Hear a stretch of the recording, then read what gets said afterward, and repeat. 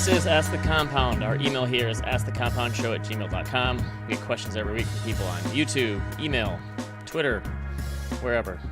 Always good ones. We got a bunch of good ones today. I even said to our expert guest host who we have coming on that we have some slew of good ones. Today's show is sponsored by Futureproof. We're getting there. I was just telling someone, I always get really sad when the summer is over because I hate cold weather, which doesn't make sense since I live in Michigan.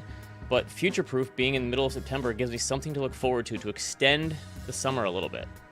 So they tell me August 15th is the last day that you can register for the conference and still get a discounted ticket. Duncan may or may not be running a meetup for compound people, right?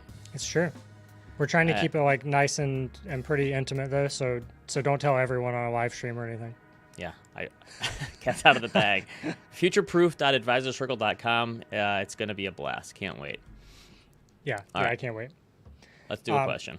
Okay, so before we get started, though, we have a lot of overlap between all of our shows. I just wanted to address something you said yesterday. I felt like brought a little bit of shame to everyone at the compound and the firm, which was you were giving people a hard time about grinding coffee beans and getting whole bean coffee. Listen, someone was grinding coffee beans while we were recording the show, and I just said maybe people who grind their own coffee beans are like needs to take it easy a little bit. No, I mean, I get that. People should not be grinding during a show. That's fair. But you were kind of calling into question and if you could actually taste the difference. So I just wanted to read a quick excerpt from this book called Craft Coffee, okay. Which is a bit of like a coffee Bible.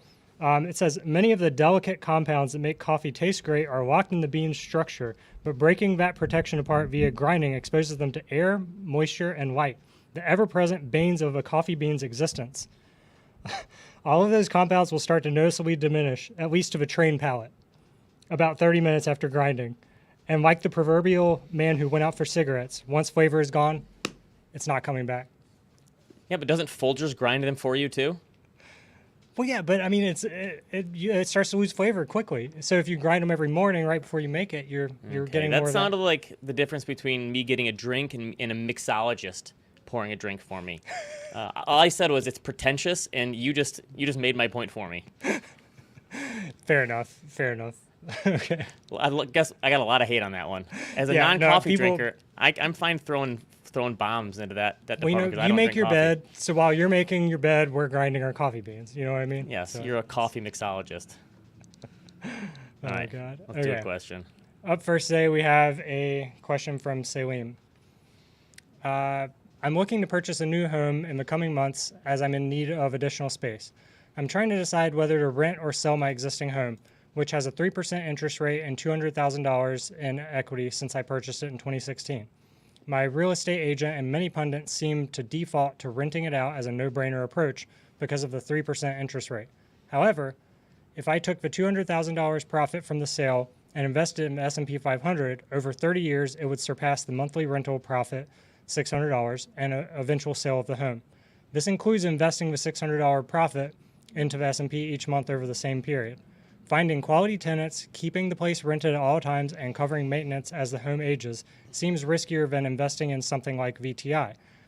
I'm a long-term investor and volatility doesn't rattle me. So outside of diversification, doesn't selling the home yield the greatest return? I really like this question because most financial questions are equal parts spreadsheet and behavioral psychology, but this one is kind of like a heavyweight fight between spreadsheet and spreadsheet. So John, let's do the tail of the tape, Tyson and Holyfield style. Rental properties versus index funds. You can find pros and cons for each of these, right? There's a lot less volatility in owning real estate because you don't have a daily update of the price and people aren't trading it on a second-by-second basis. You have, you can increase the rent over time. I think we've seen, especially in this latest cycle, real estate is a great hedge against short-term and long-term inflation. You can build equity when you have a rental property. Obviously, Salim pointed out some of the problems with it, the maintenance, the property taxes, the management of the property. There's idiosyncratic risk because it's a single holding. So I think they're looking at it the right way here. And he's already run the numbers to kind of see here. I understand why, and I'm sure I left a few things off. Johnny can do chart off here. Let me first say there's no right or wrong answers here. There are people who have built wealth investing in real estate. There's people who have lost money investing in real estate. There's people who built wealth in the stock market. People who have lost money in the stock market. Like that, get that out of the way right now. You could run all the numbers you want, but I think personal preference is what wins here. I understand why the real estate agent and some of the pundits are pushing you to turn your place into a rental. I think a lot of people did that in the 2021 time. It's like, if I'm going to get a 3% mortgage at a new place, why would I not just keep the old 3% one and rent it out? And it's one of the reasons that I think housing prices went up a little bit, because people weren't putting as much housing on as their supply on the market. That 3% mortgage is one of the best financial assets you can carry on your personal balance sheet right now. I've been pounding the table on that for a while, but so let's do a quick example. Let's say you bought your house for $300,000 in 2016, are now selling it for $500,000. That's a $200,000 discount or difference for your equity. If you put 20% down at the time with a 3% mortgage, we're talking a $1,000 monthly payment, right? Now let's say you wanted to buy your house at going rates. That $500,000 house at 7% is more like a $2,700 a month payment. Just a huge, plus your down payment would be $40,000 higher if we did 20% down for that. But holding that 3% mortgage and turning it into a rental property while appealing the fact that you get to grow equity, if that's not your thing, it's not your thing.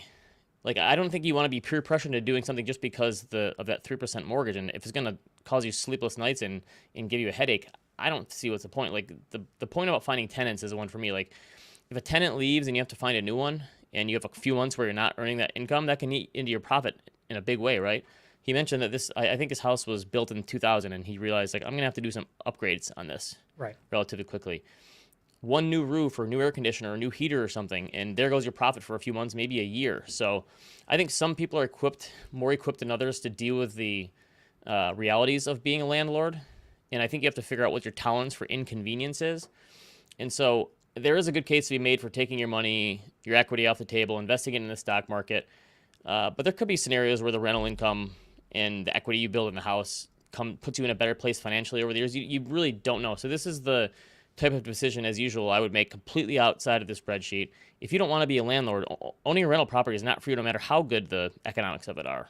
Even if it works out, like, what's the point of giving yourself a headache? So I don't think all financial decisions have to be made based on levels of interest rates or ROI. I think you have to focus on the potential headaches involved here. And if you don't want to, I personally would not have the heart to own a rental property. I wouldn't be able to have other people be in my house or in my place that I own or apartment or whatever it is and potentially trash it and not know who the tenants are.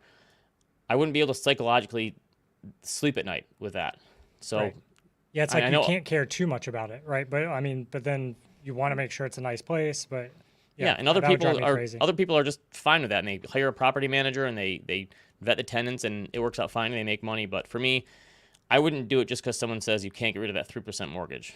Because then what if you hold on to it and in 2 years rates go down? It's just do whatever works for you. And it sounds like you don't want to be a landlord, so don't be a landlord. Yeah. I'm fine with that. Yeah, I don't think I'd want to be a landlord. No. You know what I would rather invest in? I would rather buy a parking lot. What do you have to do to a parking lot? That's true. Paint the lines. Yeah. All right. Next Good question. Business idea. Okay, up next we have a question from James. I love the idea of set it and forget it target date funds. You guys recently talked about a Wall Street Journal article that showed boomers are hooked on equities. I agree with Ben that more and more older people are going to up their equity holdings. Can you guys explain why target date funds, especially long horizon ones, have a bond allocation at all? Vanguard's 2065 target date fund holds 54% U.S. stocks, 36% international stocks, 6.7% U.S. bonds, and 2.8% international bonds. Why would anybody with a 42-year time horizon want an allocation to bonds? As a target date aficionado, I'm well suited to answer this question. I've looked into this before. Basically, every target date fund you have, maybe there's a provider somewhere, but most of them have at least like a 8 to 10% allocation to bonds, no matter how far out you look, right? This person's saying 2065, 2070, any of those will have a little bit of bonds. And I mean, the great thing about target date funds is that it's broadly diversified. You automatically get to rebalance it. It's run by a portfolio manager or a team of managers. It's low cost. It's like simplicity at its finest. That's what I love about it. There are some drawbacks to these funds, of course. Like, you don't get to pick the asset allocation of the funds that are involved. There's no customization beyond picking a fund that's more or less growth oriented depending on what year you pick, right? 2060 or 2065 or 2050. So the bond piece is a fair question. Why would anyone with a multi-decade time horizon want to own bonds? First off, bonds are not for everyone. We've had a handful of questions this year on the show alone about keeping 100% of your retirement portfolio in stocks. And there are people who have the ability to stomach that. I've mentioned my retirement portfolio is all equity. I do keep cash in an online savings account, some T-bills, money markets, but no bonds for me at the moment in retirement. That will likely change as I get closer to retirement, but all stock portfolios aren't for everyone. So even if bonds don't have the same expected returns as stocks over the long run, I think investing in bonds could be a hedge against bad investment decisions for people who just can't stomach the ups and downs of the stock market.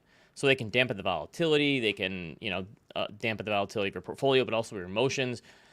I think bond yields are much higher now than they have been, but even if bond yields go back down, I think they can still help people, certain investors from making the wrong move at the wrong time. And it didn't happen last year, but high quality bonds will do the trick in the majority of market crashes, right? The bond market essentially caused the stock market crash last year. So if keeping 10% or 20% in bonds allows you to stay invested in the other 90 or 80% of stocks, I think that's a worthy allocation. I think that's the thinking, that they want broad diversification. And if you want to just supplement the target date fund, own the target date fund, and then buy an index fund of the rest of it. Or just take the funds in that target date fund, get rid of the bond funds, and just buy the stock funds and set an automatic rebalance, and you're fine. I understand, you want to take the simplicity of the target date fund, but there's enough fund providers out there that will do an automatic rebalance for you where you can create your own if you want. Yeah, I think that's key for young people that are new to all this to understand is that, the idea traditionally is stocks are going down, bonds are going up, so then you can rebalance, and so you're using that bond money to buy more stocks at a lower price. Yeah, that's the big part of it is the dry powder. If you want to buy stocks and you don't have new savings coming in during a bear market, those bonds can act as not only a stabilizer, but also dry powder for rebalancing into the pain.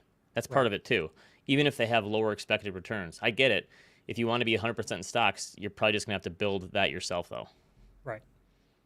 Which isn't that hard either. You could, again, you could buy a target date fund and just buy more stock, so it takes it from 10% to 5%, depending on how you utilize it. Yeah, I'm waiting for the leveraged target date funds to come online. Okay, the T target date funds. All right. Yeah. Okay. Up next, we have a question from Chad.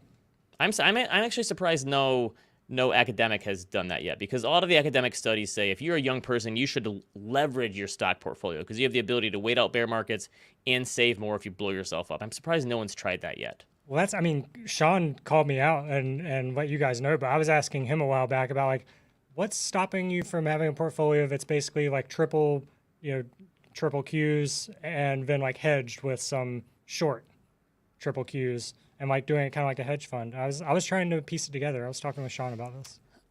I'm not even gonna touch that. Sounds way too complicated. Just take the leverage off and keep it at 100 instead of trying to leverage and then hedge the leverage. Yeah. Keep it simple. Occam's razor here, Duncan.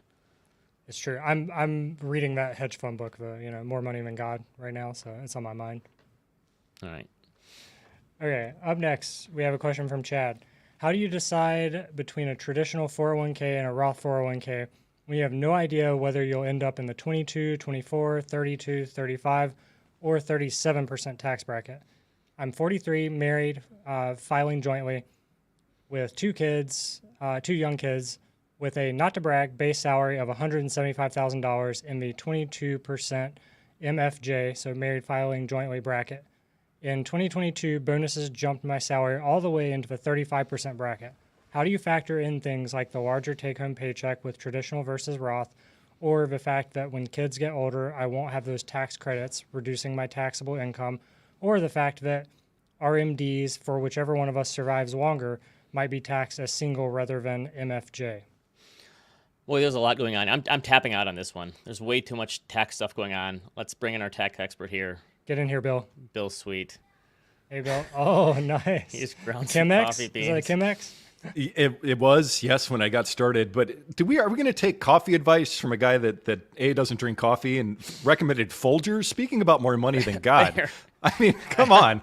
Live a little, Ben. How else are you going to retire, Bill, if you don't drink Folgers? And avocado toast. But no, great question from Chaz, my guy Chaz. Let's start off this, though. Yeah, what's up?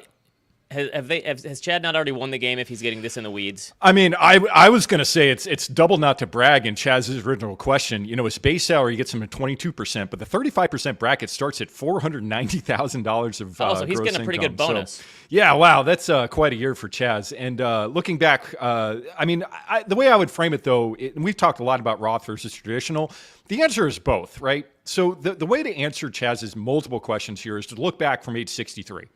What do you want to have in retirement? And Ben, if we knew what the best performing asset class would be over the next 20 years, we would obviously invest there, but we don't. So what do we do instead? Right, diversify. We diversify. And so diversification works for tax planning too. What I would recommend to Chaz is in a year you're in the 35% bracket, that to me would go full tilt for traditional, right? Because there's only one more step you can go into 37%, but maybe in years that are not so great, 24%. Because if we fast forward, Chaz, if you're looking at age 63 backwards, let's say you have Social Security pumping out $3,000 a month, you can then distribute another $80,000 or so at today's current tax brackets and tax rates, ignoring inflation for a moment, at the 12% tax rate, right? So I think you do have to do a little arbitrage and think ahead and do that financial planning exercise looking backwards. But ultimately, I don't think the answer is either or. I think it's how much and when. And if you're 43 and you're earning $500,000 a year, I think you're full tilt traditional at that point because your tax rate is probably going to not be much higher. 37% is as high as it goes. But in years that you can skirt under that 22% range, or let's say 10 years ago, if you're young, if you're starting out, that's when Roth makes more sense. My thought was with a question this complex, it does seem relatively complex because there's so many paths you can take. It's very path dependent. Like, what's the simplest solution? And I think the simplest solution, as you said, is like do a little bit of each and don't try to get too cute with it. Because if you try to say, this year I'm going to do this, but then at the end of the year I figured I can't do it anymore and then I'm going to do this. So I feel like just make it easy on yourself. Yep. Sorry, Cliff is cracking me up in the chat. He said, I would quit the job to save on taxes. That's it. And that's Duncan. I say that to clients a lot. There's a very easy way to save on taxes. And you don't have to lose pay money. for a CPA either. So yeah, that's exactly all your solutions. No, that's it. But just a couple other things that Chad brings up. I mean, the tax credits for having kids are going to be there regardless. Like that all happens after your taxable income gets calculated. Yeah, wait, when does that go away? Ooh, so when are my 3 tax credits going away? The year your kids turn 16, actually. And 16? Yep, oh, 16. Man. Yeah, so that happens pretty quickly, depending on where you are. I should boot them out of the house then. Yeah, you could. I mean, that's my rule for my kids. Once you're 18, you're out of the house. You're not my problem At 16, anymore. They need a job. Yeah, more or less. Credit. But I think the basic rule of thumb here is 12% or around there, or if you have a long time horizon, Roth IRAs make a lot of sense, especially if you expect your future tax rate to be higher than your current tax rate. The other factor is mid-career, when you're starting to pump up, if you're hitting that 32, that 35, that 37% bracket, that's when I'd go traditional. That I think is a good rule of thumb. Fair. See, it's not always Roth for Bill. Nope, it's not. And a couple months ago said you're too far into the Roth. A lot of the listeners, have called me out, and I think that's it. But I when I look at people's portfolios, Ben, I don't see enough Roth IRA assets. So that's what's led me to be the acolyte that I am. That makes sense. And about coffee beans too. Grind your own coffee. How hard is it? It's not that hard. Can we get a silent coffee grinder, please? That's great. That's like great. You know how Duncan put the soundproof stuff on the walls in the podcast booth there? Just do some soundproofing. There are some that are a lot quieter, Yeah, it's true. And we have dustless, brake pads for cars. Why can't we get I think I'm just a little bitter because my wife had a roommate in college, and she would get up every day at 5:30 a.m. to go to her internship, and she'd grind her coffee beans and wake us up, and it just... Wow. Since then, it's just... So it would have been more respectful for her to grind them the night before. You lose a little bit of flavor, but, right. Come on. Like, you could have done that. That's what I'm saying. Disrespectful. All right, let's do another question. Oh, also, before we move on from that question, we just had Adam. Adam, a longtime listener of all the pods, just stopped by the office, and he was telling me the top tax rate in Canada, he's from Toronto, is I think he said 55%. Yeah. Yeah. So he was asking for us to do some Canadian specific tax questions at some point. Yeah, it's something nobody believes me, but U.S. taxes are actually very, very favorable compared to OECD countries. They're in the lower third, but it doesn't feel that way. So I try not to convince people of what they already know. Yeah. All right. Up next, we have a question from David. I will take my first RMD in 2024 and am considering a backdoor Roth. I will not need the majority of the RMD in 2024 or subsequent years. I was not able to contribute to a Roth IRA during my working years due to income limitations. My thinking is that it may make sense to do a backdoor Roth on the RMD after having paid the income taxes on the RMD.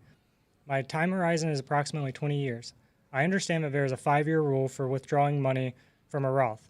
Does the 5-year rule clock apply only starting with my first Roth deposit in 2024 or to subsequent contributions in 2025 and beyond?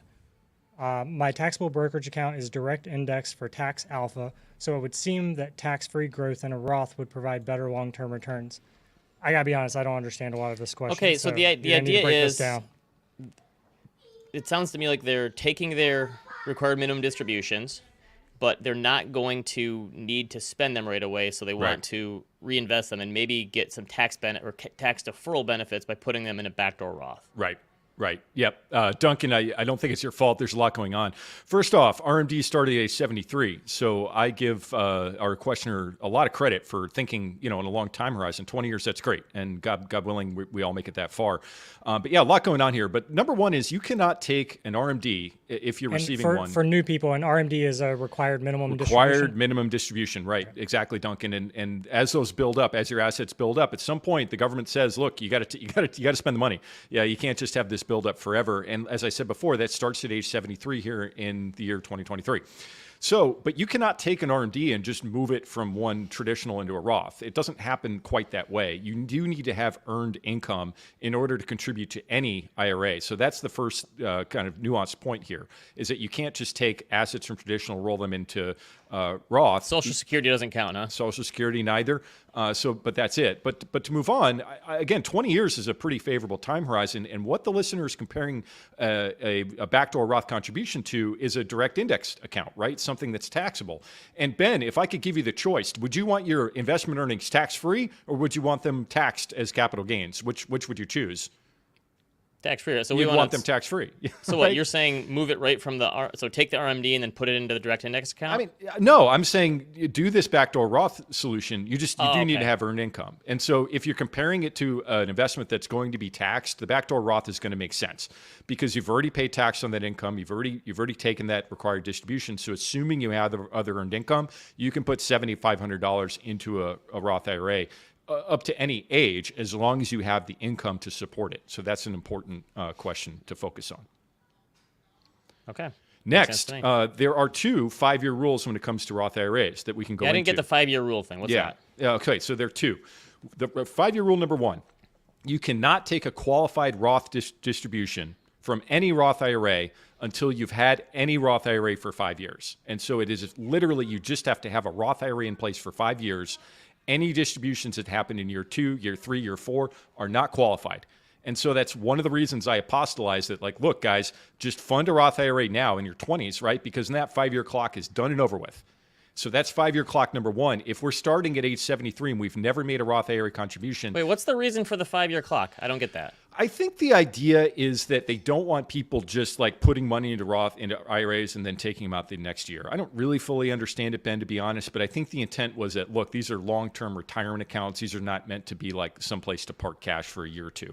Now, it doesn't make a lot of sense to me because once you do that once, then the first 5-year rule no longer applies. But the second 5-year rule is relating to rollovers. And if you take assets out of a Roth IRA after you've done a Roth IRA conversion, then that could be subject to penalties and interest too if you take it out in the 5 years after a conversion. However, the Roth IRA ordering rules are super funky and complex. I don't want to get into them, but it's very unlikely that if you have a balance in a Roth IRA, that's going to be a problem for you. But one thing that we know about this listener is they're 73. And no penalties apply for any type of distribution unless it's that first 5-year clock. So backdoor Roths are fine if you're over the retirement age of 59 and a half, which this listener is. So it's really complex. I don't think we need to go into the nuance of it, but ultimately, I think it's probably a good idea as long as you have earned income to support the Roth IRA contribution. Job security for Bill Sweet and other CPAs around the country. And it gets more and more complex. The Secure Act, as you know, Ben, just changed the rules on inherited IRAs, and boy, we could do a whole ask the compound on that. But we won't. See, I was afraid it was getting too boring. Okay, so if anyone has questions on inherited IRAs, ask for the next one. Bring them on. One more question. Okay. This is a good one. Good one for Bill, too. Yeah. It is. Last but not least, we have a question from Chris. How do you factor a pension into your retirement savings rate? I'm a 36-year-old Army officer and will be eligible to retire from the service at the age of 42 with a pension that equates to about 42% of my annual income, adjusted annually for inflation. I'll continue to work in another industry until at least 55 to replace the lost income. My wife and I are first-time home buyers and closing on a house this week. We'll be stretching a bit on payments for the first 3 years until my promotion in 2026, and I plan to pause retirement contributions to build our savings account back up. Not to brag, but we currently have about $450,000 in our 401k and IRA. Am I foolish for thinking that a 5 to 7% retirement savings rate is sufficient for folks with a good head start on retirement savings and a government-backed pension on the horizon? A lot going on in this one too. Bill, correct me if I'm wrong. This is a good place for you to mention, Ben, too, like you said on Animal Spirits, how many people ever had pensions. It's not as many as people think. Yes. I was gonna. Yeah, that's interesting. I'm writing a piece about that right now. Actually, it wasn't as prevalent as people think. 40-some% was as high as it got in the 70s, and that's the peak. Bill, correct me if I'm wrong here, but your origin story of getting into the world of finance was you were in a leadership position in the Army, and all the young people in your platoon were finally making decent money for the first time in their lives, and they were coming to you for advice. Is that right? Yeah, kind of. So what happens is when you reach a certain level of staff officer, like they start assigning additional duties, and when you get volunteered, you do not volunteer, you get volunteered to take a position. Mine happened to be tax assistance officer. And so it's my job to help soldiers that were coming from Missouri or Idaho or whatever, and they had a tax question. It was my job to get them resources to solve that. And yes, that's part of how I got into this crazy business. So the pension adjusted for inflation sounds like a pretty darn good deal, because most pensions for a private employee do not get adjusted for inflation. Social Security is one of the only ones I know that actually gets adjusted for inflation. So we try to never say never or always here, but I would assume most government pensions are pretty safe. So I think planning on that is, Chris is probably going to be pretty good. So the idea is, listen, we've already built up a pretty good nest egg, mid-30s, and already have almost $500,000 saved. Yep. Can we do a lower than Ben sets as target for savings rate, because I have this pension? Like if you did a present value on this, it'd be worth a pension is worth a lot more money than people assume. So he's probably in a pretty good position because they blew through their savings for this house, and they might not need to. Does that make sense to you? And I think it kind of does, right? Yeah, it definitely does. So Defense Finance Accounting Service runs the military pension system, and ultimately it is indexed for inflation. The same cost of living adjustment that rolls out for Social Security every year would apply to a military pension too.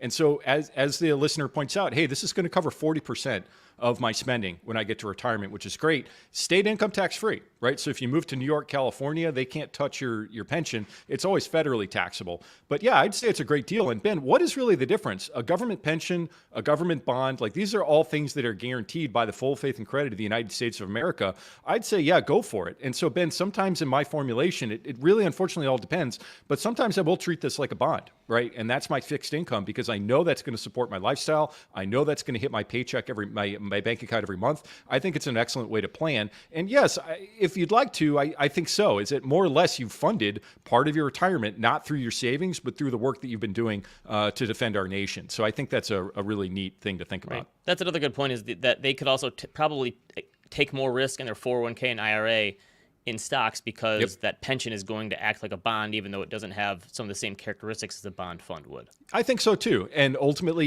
you can, when you sit down to sort of do the planning, that can continue on with your surviving spouse. I think it's 50% as the default. So there's a couple of elections that you do need to make. You can think about life insurance to cover the balance otherwise. But I would totally agree. And I think that does more or less de-risk some of your retirement spending, because you have that ace in the hole with the federal government. And that's the way to think about retirement too. Planning from a withdrawal perspective is, if I have income that's going to be covering a certain percentage of what I'm going to be spending, I don't need to take as much from my portfolio each year. So maybe the nest egg doesn't have to be quite as big.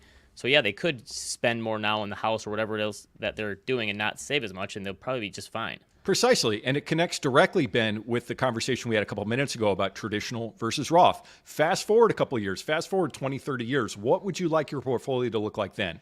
I want to take this amount of distributions here. I want to have this bucket of, let's say, Roth assets in case I want to buy a house, take my kids to Paris, something like that, have fun, one-time spend, but backwards plan and decide what do I need to do at this point to fund it. But ultimately, really what they're saying is I'm going to divert some of my retirement savings into this real estate project, right? And I think that's great. I mean, that's a use asset, and then it'll be there when you do retire, and you can head on military. I do, yeah. Thinking through this stuff at age 36, I think they're in a pretty good position. I would agree, and thank you very much for serving our country, keeping us safe out there so we can sleep safe in our beds at night. Thank you. Yeah, thank you, and yeah, good job.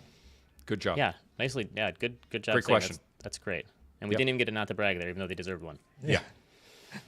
All right, we want to thank Bill for getting back 5 minutes before the show from vacation to barely made it out. Neither rain nor sleet nor the Pocono Mountains will keep me from my appointed rounds. Yes. We appreciate next week, I know I angered a lot of people who drink coffee. Next week, I'm going to talk about how I hate IPAs, and I also don't like Star Wars. Sponsored by Folgers. Wants to email me.